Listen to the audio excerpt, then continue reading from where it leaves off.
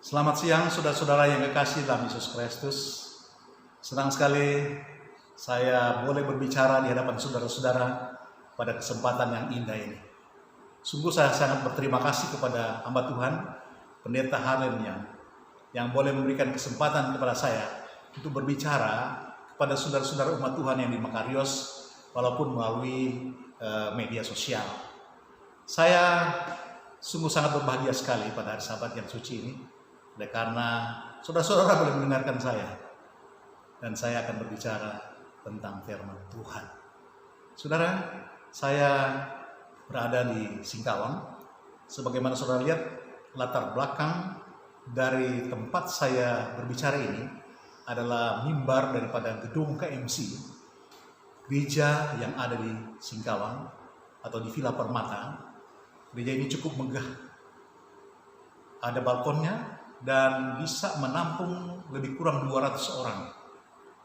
Dan saudara tahu bahwa di samping gereja ini ada gedung pertemuan. Dan sesudah gedung pertemuan ada kantor KMC. Dan kemudian di sebelah kantornya ada pastori.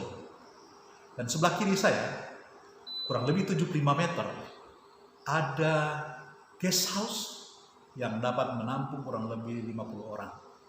Luar biasa bangunan yang ada di kompleks ini.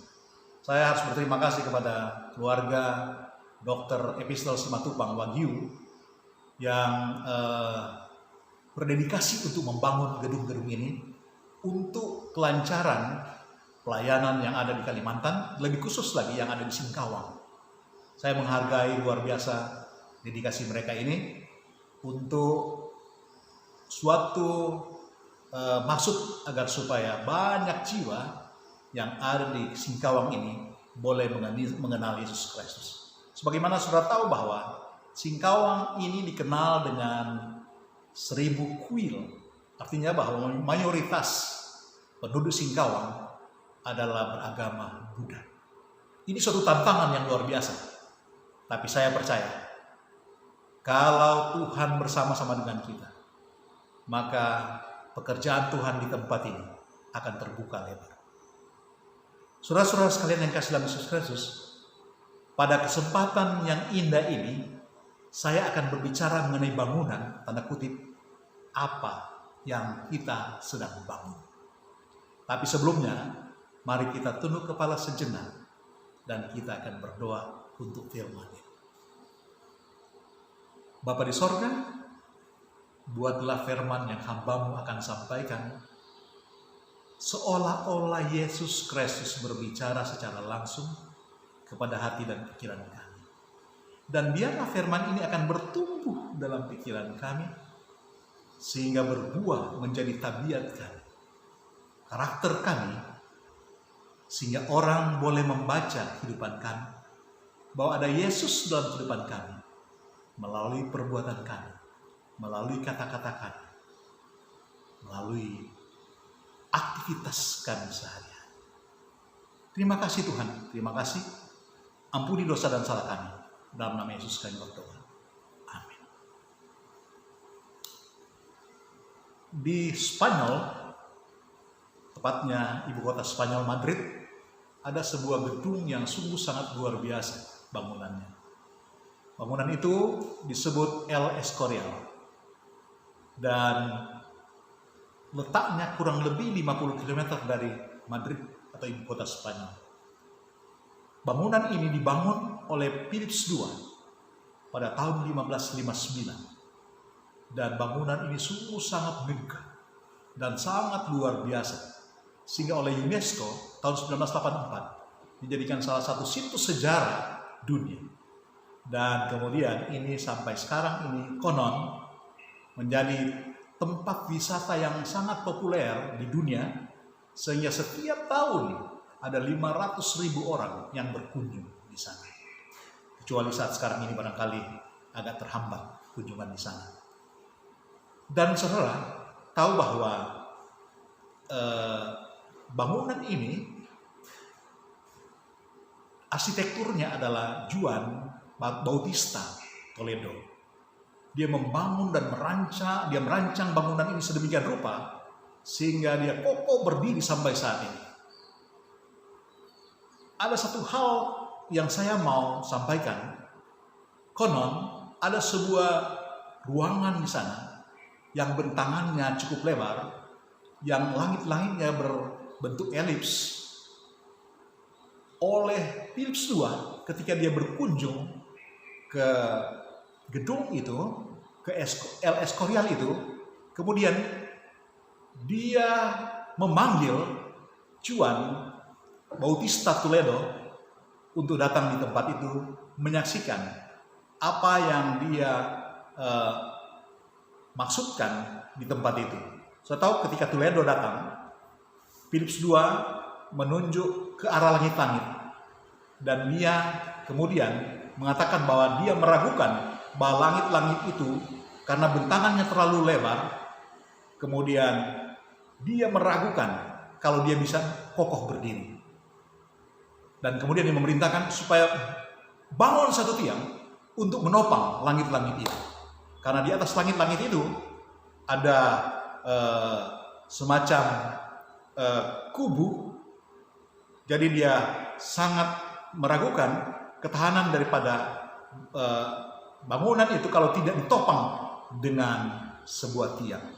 Maka dibangunlah sebuah tiang oleh Juan Bautista, mengiyakan maksud daripada Raja Philip II, dan kemudian dibangunlah tiang itu.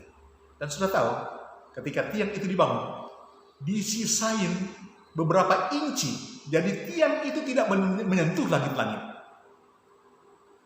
Bautista membuktikan bahwa apa yang dia rancang, bahwa bangunan itu kokoh selama-lamanya. Dan sudah tahu, konon sampai sekarang ini langit-langit itu tidak pernah turun, tidak pernah menyentuh tiang itu. Bangunan itu dibangun selama kurang lebih 20 tahun. Saudaraku yang kekasih dalam Yesus Kristus, saya akan berbicara mengenai orang-orang yang membangun sebuah rumah. Mari kita coba membaca Matius 7 ayat 24 dan 27. Sudah tahu Matius 7 ayat 24 dan 27 ini adalah sebuah akhir daripada sebuah khotbah yang dikhotbahkan oleh Yesus Kristus di atas bukit. Dan ini merupakan suatu kesimpulan. Dan ini merupakan suatu himbauan. Biasanya kalau kita berkhotbah, di akhir-akhir pada khotbah itu kesimpulan, dan kemudian itu merupakan suatu panggilan atau himbauan. Dan mari kita dengarkan firman Tuhan ini. Kalau kita ada Alkitab di rumah, kita baca Matius 7 ayat 24-27. Ayat ini sebenarnya sudah biasa bagi kita. Tapi ada satu hal yang saya ingin kita sama-sama dalami tentang bangunan dan orang-orang yang membangun bangunan. Matius 7 ayat 24-27 berbunyi begini. Setiap orang yang mendengar firman Tuhan, setiap orang yang mendengar perkataanku ini dan melakukannya, ia sama dengan orang yang bijaksana yang mendirikan rumahnya di atas batu. Kemudian turunlah hujan dan datanglah banjir. Lalu angin melanda rumah itu, tetapi rumah itu tidak rubuh sebab didirikan di atas batu. Tapi setiap orang yang mendengar perkataanku ini dan tidak melakukannya, ia sama dengan orang yang bodoh yang mendirikan rumahnya di atas pasir. Kemudian turunlah hujan dan datanglah banjir. Lalu angin melanda rumah itu, sehingga rubuhlah rumah itu dan hebatlah kerusakan. Kita lihat di sini, terdapat dua kelompok yang akan terjadi ketika mendengarkan teguran Tuhan. Selalu akan ada dua kelompok yang akan terjadi ketika mendengarkan amaran Tuhan. Karena pada akhirnya, setiap orang pasti dengar amaran Tuhan dalam bentuk apapun. Tidak harus selalu dalam bentuk khotbah. Itu bisa dalam bentuk teguran dari anak kecil. Itu bisa dari alam, bisa juga dari binatang yang mengajar. Ayub katakan burung-burung di udara dan ikan-ikan di laut akan memberikan pengajaran. Yang pasti ketika teguran diberikan akan selalu ada dua hasilnya. adalah orang bodoh dan orang bijaksana. Saya dan kita semuanya merasakan virus yang melanda dunia sekarang ini sebetulnya bagi saya adalah merupakan teguran dari Tuhan bagi umat manusia, dan sekaligus sebagai amaran bagi kita manusia yang ada di atas dunia ini. Kalau saudara baca perjanjian lama, kalau saudara baca perjalanan bangsa Israel, kalau saudara baca raja-raja, imam-imam Israel, raja-raja Israel, kalau mereka melakukan firman Tuhan, maka mereka akan memenangkan pertempuran-pertempuran. Tapi kalau mereka tidak mendengarkan firman Tuhan, mereka membelakangi Tuhan, mereka menyembah berhala, maka mereka akan kalah dalam pertempuran-pertempuran. Dan sudah tahu bahwa selalu ada dua kelompok. Kelompok yang mendengarkan firman Tuhan dan kelompok yang tidak mendengarkan firman Tuhan. Bagaimana Tuhan dalam Matius 7 ayat 24-27 mendeskripsikan tentang orang bodoh dan orang bijaksana. Dikatakan orang bodoh ini membangun rumah. Apakah orang bijaksana ini tidak membangun rumah? Oh, sama-sama. Dua-duanya membangun rumah. Pertanyaan selanjutnya, apakah yang bodoh berhasil membangun rumah? Oh iya, yang bodoh berhasil membangun rumah. Sampai krisis datang, tidak ada perbedaan sama sekali di antara mereka berdua. Sampai hujan, banjir, angin melanda, sebelum itu terjadi, tidak ada perbedaan sama sekali dari luar untuk membedakan antara orang bodoh dan orang bijaksana. Siapakah mereka? Mari kita lihat. Mereka adalah, garis bawah ini, mereka adalah orang-orang yang mendengar firman Tuhan. Kan demikian bunyi ayat yang kita sudah bacakan tadi. Artinya, mereka ini bukanlah orang-orang yang tidak suka dengar firman. Mereka pendengar firman. Mereka sering ada di acara-acara sahabat, ada di acara Rabu malam, ada di acara kebangunan rohani. Dan mereka adalah sebetulnya orang-orang yang aktif di dalam gereja. Jadi saudara, ia tidak menjamin itu semua ya yang kita lakukan, aktivitas kita yang kita lakukan tidak menjamin apakah kita termasuk golongan dari orang-orang yang bijaksana, karena yang bodoh juga mendengar firman Tuhan. Apakah arti rumah itu? Mari kita lihat kira-kira yang Yesus maksudkan tentang rumah ini adalah apa. Tentunya ketika Yesus sedang memberikan perumpamaan ini pasti adalah sesuatu yang dapat dilihat. Biasanya kalau Yesus mengungkapkan suatu perumpamaan, dia berada di sekitar tempat itu. Jangan lupa saudara, Yesus pada saat itu berada di atas bukit. Berarti dia memandang ke lembah-lembah dari atas bukit. Dan sengaja Yesus mengambil perumpamaan agar supaya orang-orang yang ada pada saat itu mengerti apa yang Yesus mau ungkapkan melalui perumpamaan itu. Mari kita lihat apa arti rumah. Sebelumnya kita perhatikan dulu bagaimana rumah di Palestina pada zaman Yesus. Palestina itu adalah kota atau daerah atau wilayah yang berbukit dan berlembah. Siapa yang sudah pernah ke Palestina, ke Yerusalem, tentu sudah pernah melihat bagaimana kondisi atau kontur tanah daripada Palestina. Ada yang berbukit-bukit, ada lembah. Saya bersyukur tahun 2010 bersama istri saya sempat ke sana dan sempat menyaksikan secara langsung bagaimana kondisi daripada Palestina dan Yerusalem itu. Dan kita bisa baca itu di buku Keluaran, Ulangan. Ketika Tuhan menjanjikan tanah Kanaan kepada bangsa Israel, itu bukanlah tanah yang landai. Itu tanah yang berbukit-bukit dan berlembah. Jadi ada dataran tinggi dan kemudian dataran rendahnya. Ketika orang Israel membangun rumah, kita bisa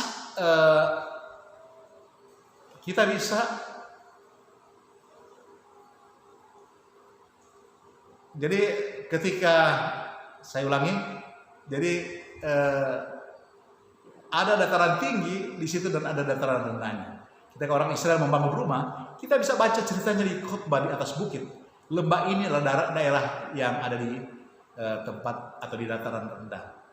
Jadi air yang dari gunung itu biasanya mengalir ke lembah dan menjadi sungai.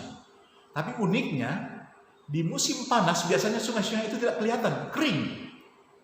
Jadi tidak menyisakan ada sungai di situ, tidak membekas bahwa ada sungai. Tapi ketika musim hujan ataupun es itu mencair, maka kemudian terjadilah sungai-sungai yang besar yang kemudian turun ke lembah-lembah dan kemudian menjadi seperti seperti sungai-sungai yang besar. Kemungkinan itulah yang terjadi yang Yesus bicarakan dalam kesempatan ini. Tetapi ketika Yesus berbicara tentang rumah, itu juga memiliki aspek spiritual. Kita buka Ibrani 3 ayat 6, dia berbunyi begini. Tetapi Kristus setia sebagai anak yang mengepalai rumahnya, dan rumahnya ialah kita. Jadi saudara, rumah yang dia maksudkan ialah kita manusia, di mana orang yang mendengar firman Tuhan akan membangun tubuhnya, akan membangun pikirannya. Sering kita mendengar jargon you are what you eat. Kamu adalah apa yang kamu makan. Dalam dunia psikologi juga, kamu adalah apa yang kamu dengar. Kamu adalah apa yang kamu percaya. Jadi semua firman, semua perkataan yang masuk ke dalam pikiran kita, ke dalam frontal lobe kita ini, dan diterima, itulah yang akan membentuk karakter kita. Itulah yang akan membentuk tabiat kita. Itulah yang akan membentuk bagaimana kita merespon terhadap hal-hal yang mungkin membuat kita emosi dan lain sebagainya. Jadi berbicara tentang mendirikan rumah, ini adalah berbicara tentang bagaimana kerinduan Tuhan agar umatnya dapat membangun tubuh, yaitu bait suci. Tubuh kita khususnya dapat membangun tabiat Kristus. Dan berbicara tentang tabiat Kristus, itu selalu digambarkan di dalam hukum Tuhan. Karena hukum Tuhan adalah transkrip dari tabiat Tuhan, tabiat Kristus, kasih kepada Allah dan kasih kepada sama manusia, tabiat Yesus Kristus. Jadi hukum Allah itu yang lupa adalah transkrip dari tabiat Tuhan. Jadi rumah yang dimaksud adalah tabiat atau karakter kita. Nah sekarang, kira-kira apa yang aneh dari perumpamaan ini? Karena orang bodoh juga berhasil membangun rumah, sebagaimana orang bijaksana berhasil membangun rumah. Keduanya berhasil membangun rumah. Perbedaannya adalah rumah dari orang bijaksana tetap teguh, rumah dari orang bodoh ketika pencobaan datang hancur, lebur. Fakta ini seharusnya sedikit membuka pikiran kita bahwa penurutan selama ini yang mungkin kita banggakan, hukum-hukum kesehatan yang selama ini kita anggap telah kita turuti dan kita banggakan, belum membuktikan bahwa kita ini termasuk golongan orang bijaksana. Karena keduanya berhasil membangun rumah. Hal yang sama terjadi kepada dua golongan. 5 anak darah yang bodoh dan golongan 5 anak darah yang bijaksana. Mereka sama-sama perawan murni. Mereka sama-sama menantikan kedatangan Tuhan. Mereka sama-sama memegang pelita. Sudah tahu bahwa pelita dalam hal ini adalah sebagai alat untuk menerangi jalan agar orang-orang yang mau mengikuti perjamuan pernikahan itu tidak tersesat. Tadi Ibu Pendeta sudah mengungkapkan dalam khotbah untuk anak-anak atau cerita anak-anak begitu jelas sekali. Jadi mereka ini bukanlah orang-orang biasa. 10 anak darah yang bijaksana dan bodoh adalah orang-orang yang suka menginjil pelita. Terbukti dari pelita yang mereka pegang, tapi ternyata itu tidak menjamin bahwa kita masuk golongan orang bijaksana. Mari kita lanjutkan. Cerita tentang 2 macam dasar ini kita bisa dapatkan juga di Lukas. Saudara tahu bahwa ada di dalam Lukas pasal 6 ayatnya yang ke-46 sampai 49. Hampir semuanya sama, kecuali ada satu frase yang disisipkan oleh Lukas di ayat yang ke-48. Ini penting, saudara. Lukas bilang begini. Lukas bilang begini. Dia sama dengan orang yang mendirikan rumah. Orang itu menggali dalam-dalam dan meletakkan dasarnya di atas batu. Jadi batu sebagai pondasi yang menjadi dasar pondasi bagi rumah orang yang bijaksana, bukanlah batu yang kelihatan di atas tanah. Ingat ayat tadi. Dia sama dengan orang yang mendirikan rumah. Orang itu menggali dalam-dalam dan meletakkan dasar di atas batu. Pondasi yang menjadi dasar pondasi bagi rumah orang yang bijaksana bukanlah batu yang kelihatan di atas tanah. Itulah batu yang ada di dalam tanah. Jadi berbicara tentang sesuatu yang ada di dalam tanah dan mereka harus gali, ada pengajaran Yesus yang berbicara mirip dengan hal tersebut. Itulah perumpamaan tentang harta yang terpendam. Kita semuanya sudah pernah baca. Ketika orang menggali tanah, baru dia mendapatkan harta yang terpendam itu. Itulah yang terjadi kepada orang bijaksana. Dia menggali dalam tanah firman Tuhan. Orang yang bijaksana itu bukanlah orang yang hanya sekedar mendengar firman Tuhan dan mengaminkannya. Orang yang bijaksana ialah orang mereka yang mendengarkan firman Tuhan dan menyelidikinya secara pribadi. Dia tidak hanya asal amin. Dia tidak cukup hanya mendengar pengalaman orang lain. Dia mau memiliki pengalaman itu sendiri secara pribadi. Saudara, dalam Kisah pasal 17 ayat 11 ada di sana diungkapkan Kisah pasal 17 ayat 11. Saudara baca di rumah. Kisah pasal 17 ayat 11. Dia berbunyi begini.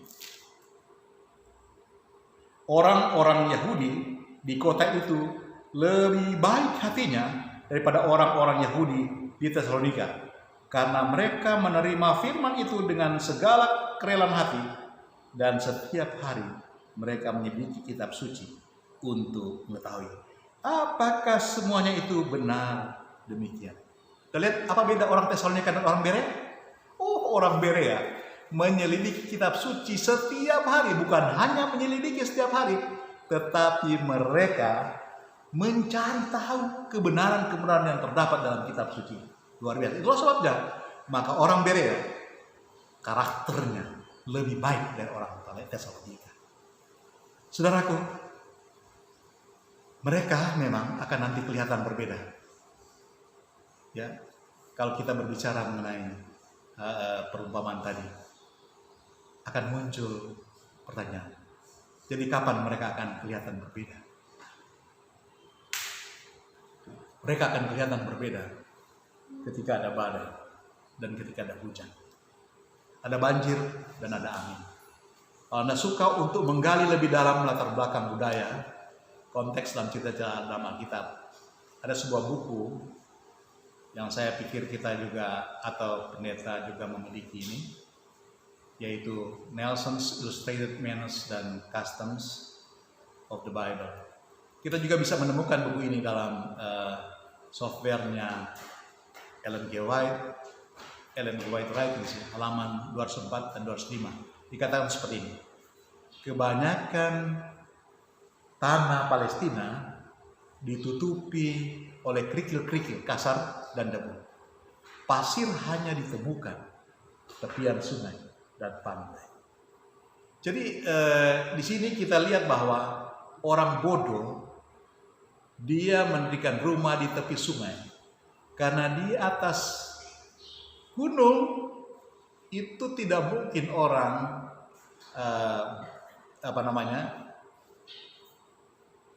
tidak mungkin atau kurang sekali orang mau mendirikan rumah di atas gunung. Jadi mereka mau mencari tempat-tempat yang dekat dengan sungai dan dekat dengan pantai. Karena dekat dengan sungai, dekat dengan pantai biasanya tempatnya berpasir. Jadi Karena memang sebagaimana kita ketahui bahwa hanya pasir dan debu kita bisa temukan nanti di sungai dan pantai. Jadi di sini kita lihat bahwa orang bodoh dia mendirikan rumah di tepi sungai karena di atas gunung di Palestina tidak ada pasir. Di atas gunung hanya ada tanah yang tipis dan di bawahnya batu-batuan. Itulah kenapa mereka dibilang bodoh. Kita lihat di sini karena mereka hanya berpikir jangka pendek. Mereka hanya berpikir kesenangan, kebahagiaan semua. Mata mereka tidak membiasakan diri untuk melihat kebahagiaan kekal di ujung sana. Itu yang terjadi. Itulah sebabnya mereka dikatakan sebagai orang yang bodoh. Berbicara tentang pasir yang ada di tepi sungai dan pantai. Ini juga bisa mengisyaratkan satu fakta bahwa mereka tidak suka repot. Karena untuk bangunan rumah di atas gunung butuh tenaga besar. Butuh waktu dan banyak hal yang perlu dikorbankan yang tidak enak. Banyak tantangannya. Banyak pergumulannya. Untuk membangun rumah di atas gunung tidak mudah. Apalagi tidak ada akses jalan. Belum tanahnya yang bergelombang. Kebanyakan orang akan berpikir untuk membeli dan membangun di atas tanah yang rata, yang landai. Berarti cara berpikir orang bodoh ini bagi kebanyakan orang sekarang adalah cara berpikir yang ekonomi.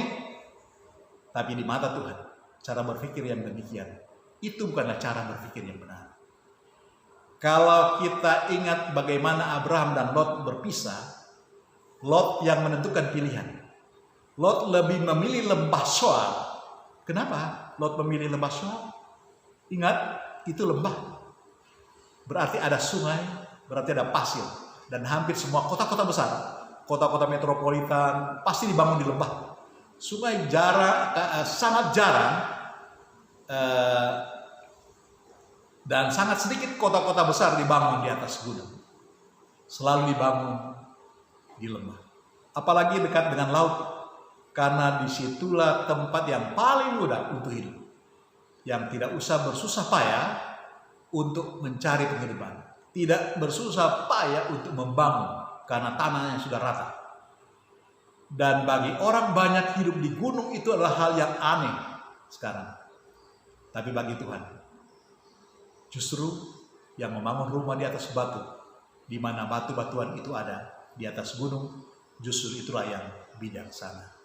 Sekarang kita masuk ke apa maksudnya batu. Kalau kita buka 1 Korintus 10, batu itu lambang dari apa? Ayat 4 dari 1 Korintus 10, batu karang itu adalah Kristus. Jadi orang bijaksana adalah mereka yang mendengar firman Tuhan, yang mau untuk membangun karakter Tuhan, dan mereka mau Kristus yang menjadi penopang mereka, yang menjadi fondasi, yang menjadi dasar, yang menjadi andalan dari kehidupan mereka. Dari kata karakter, dari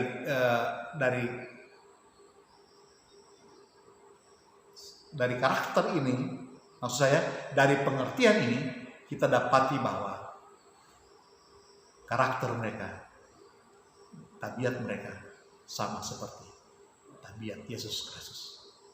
Sedangkan gambaran tentang pasir, kita buka Yesua pasal 11 ayat 4. Dia berbunyi begini. Kemudian keluarlah raja-raja ini bersama-sama semua tentaranya. Amat banyak rakyat, seperti pasir di tepi laut banyaknya. Seperti pasir di tepi laut banyaknya. Jadi pasir ini menggambarkan orang-orang banyak. Jadi orang bodoh itu walaupun mereka mendengarkan firman Tuhan yang asli, mereka tidak mau mengizinkan firman tersebut menginterpretasi atau menafsirkan artinya sendiri. Mereka menunggu kesimpulan orang banyak.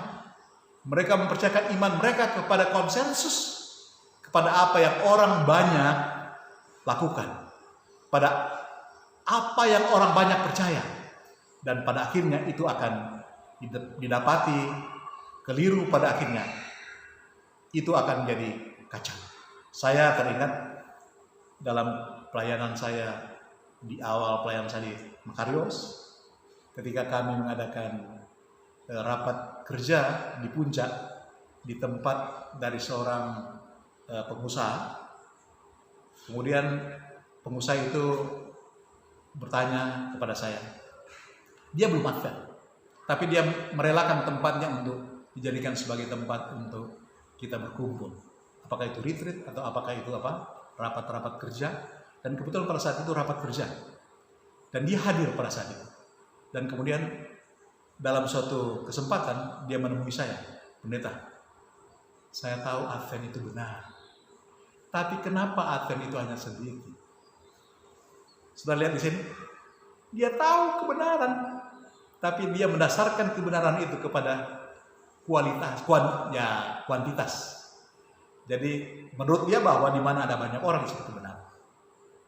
Tapi kembali lagi, sebagaimana tadi yang selalu ditekankan bahwa baik orang bijaksana maupun orang bodoh, ini mereka sama-sama berhasil.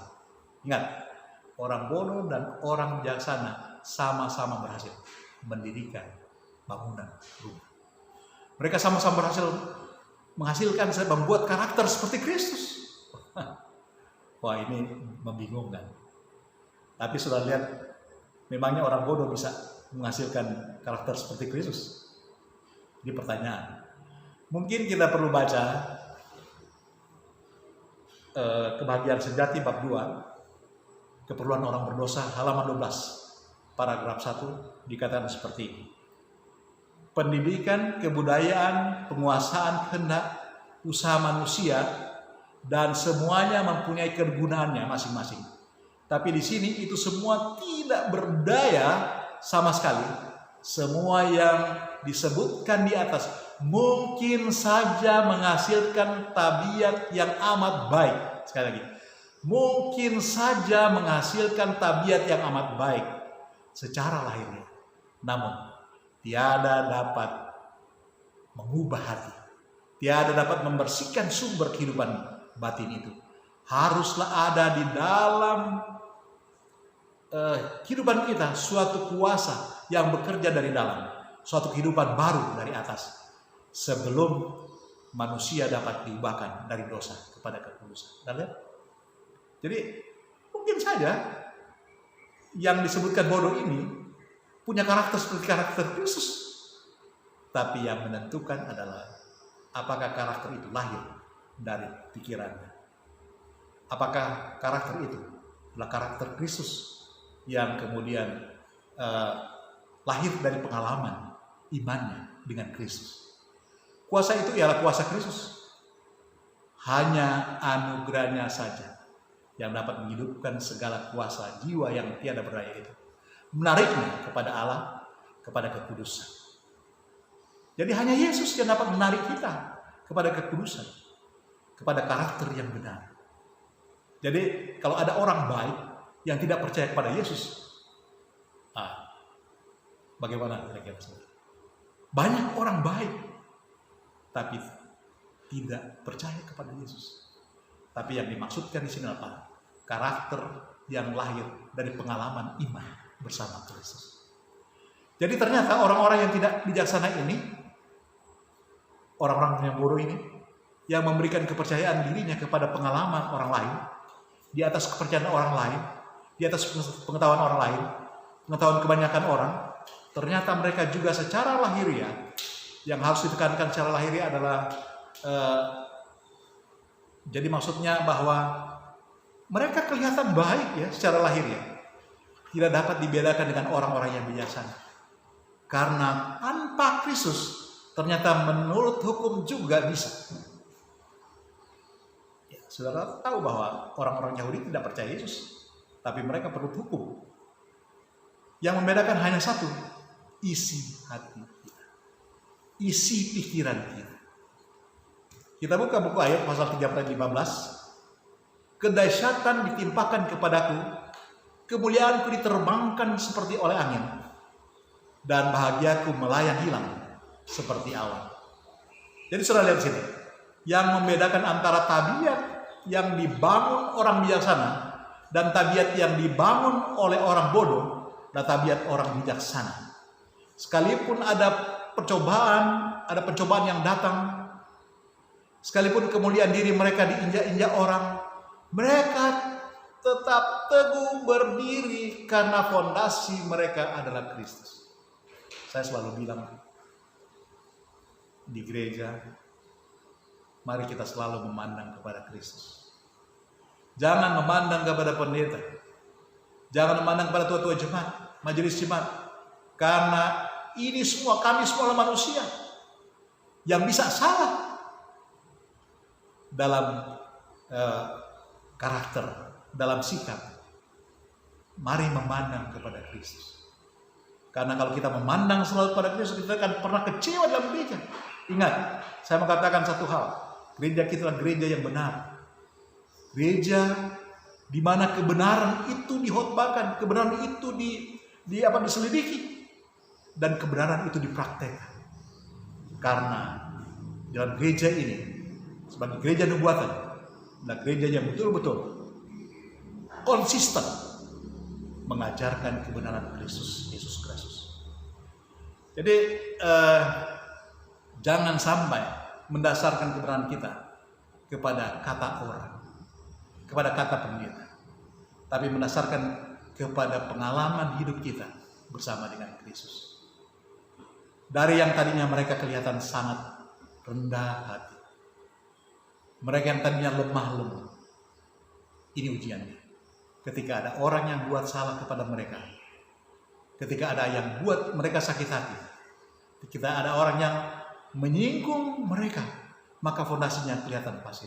Oh saudara, banyak sekali pendeta, banyak sekali ketua-ketua jemaat, banyak sekali majelis jemaat yang tiba-tiba sudah tidak dalam gereja. Hanya persoalan sepele saja, ketersinggungan saja, hanya persoalan harga diri saja.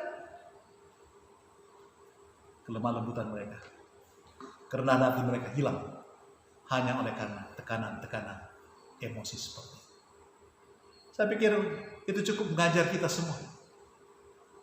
Saya juga sudah tahu bahwa saya dengan istri saya sudah hampir setahun ini, setiap subuh kami setelah membaca bacaan Alkitab tahunan, setelah membaca buku Mazmur, salah satu pasal dari buku Mazmur, salah satu pasal dari buku Daniel dan Yeremia Yesaya, kami kemudian mengakhiri dengan bacaan 1 Korintus 13 ayat 13. Hanya 1 Korintus 13 ayat 1 sampai 13.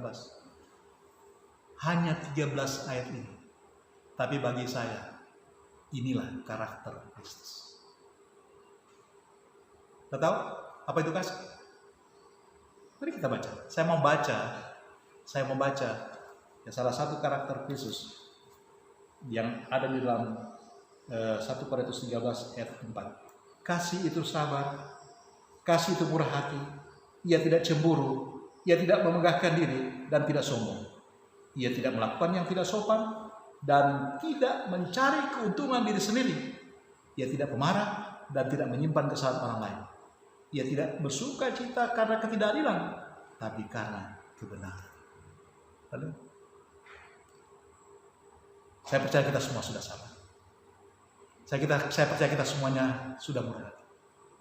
Tapi saudara, ini akan diuji. Apakah kita mendirikan rumah di atas batu atau di atas pasir? Dari yang tadinya, sekali lagi, ada banyak orang yang dari tadinya mereka kelihatan sangat rendah hati. Mereka yang tadinya lemah lembut, tapi ketika ada orang yang buat salah kepada mereka, menyinggung perasaan mereka, ketika ada yang buat mereka sakit hati, ketika ada orang yang menyinggung mereka, maka fondasi kelihatan pasir. Saya pikir itu cukup mengajar kita semua. Sekali lagi, saya pikir ini cukup mengajar kita semua. Jadi saudaraku, jikalau angin terakhir sudah dibuka, kita kedapatan tabiat kita hancur, itu sudah permanen orang bodoh.